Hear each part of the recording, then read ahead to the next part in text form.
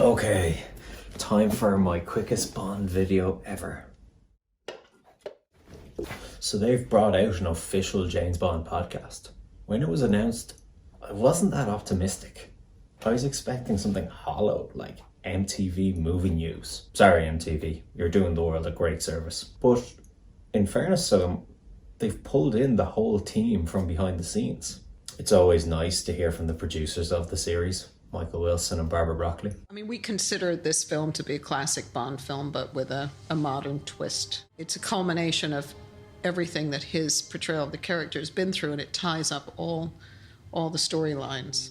And whenever I get to hear Cary Fukunaga talk about Bond and the series, it always instills a lot of confidence. So far, I think his sensibilities align with what I want from Bond. Moving on from direction, but maybe it's my background, I thought the best insights were from Neil Purvis and Robert Wade.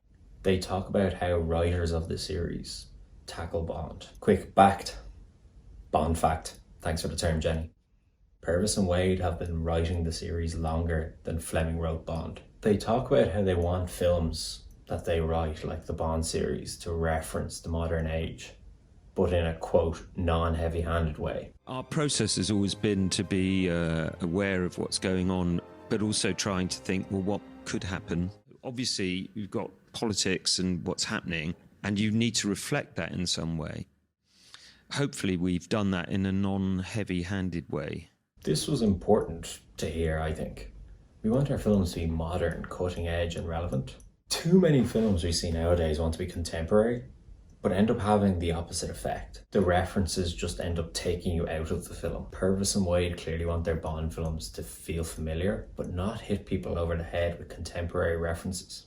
They also address the change in Bond's style and characterization, how Craig was different from Brosnan, and with Casino they went back to basics. Also, how the Craig era evolved into a series of films, while Moore's were more like standalone adventures.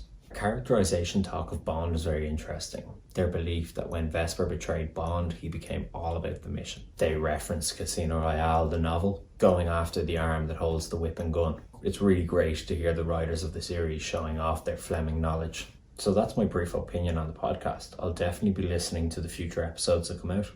It was nice to hear the team behind the scenes, and some of the actors too, and it's very well produced, polished podcast, which is really good and easy to listen to, but you won't get anything too intimate or controversial out of this.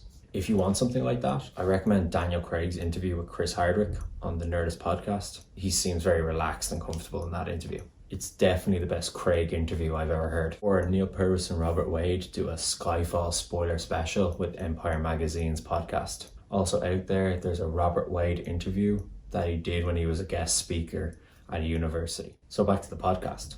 I recommend it to Bond fans. It's a very polished look at the cast and crew of the series. And most importantly, it hasn't given away any spoilers. I imagine this will be used by different radio and audio programs to promote the film, seeing that this time would be way more difficult for the media from across the world to do the junkets. You know what I'm talking about, the ones where they interview the cast and director. I'm bullshitting interviews No, all the time. many work. That's probably why they released the podcast. Also, it seems like Eon are trying to connect with the big Bond fans like myself.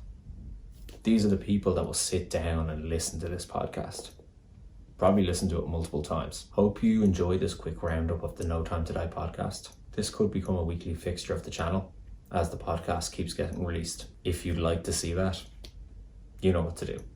Also, maybe you might see the little reshoot that I did during this. There was a terrible audio problem and I had to go back and do it again. So when we hear about reshoots for films, it's not always all bad. Just tweaks and improvements. After you've killed the like button, please subscribe too. And don't worry, I'll have another video out this weekend as well. I'll see you then. Bye.